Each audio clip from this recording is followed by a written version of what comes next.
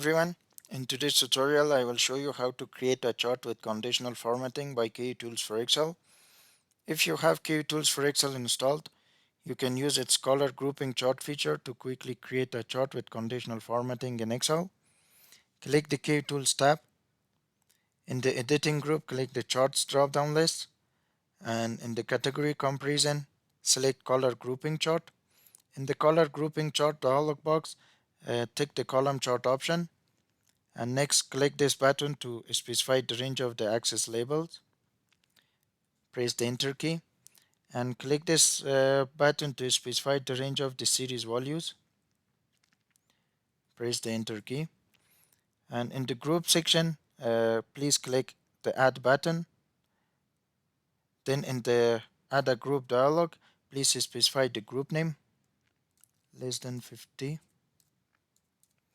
In the data drop down list, select less than, and in the maximum value box, type 50. Click the add button. This feature will add a conditional formatting rule for one group.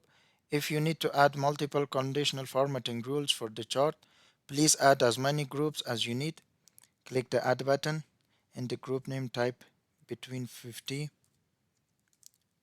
and 80. In the data drop down list, select between. In the minimum value, type 50, and in the maximum value box, type 80. Click the add button. Again, click the add, and the group name, type greater than 80. In the data drop-down list, select greater than.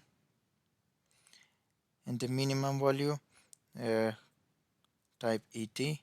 Click the add button and click the OK button.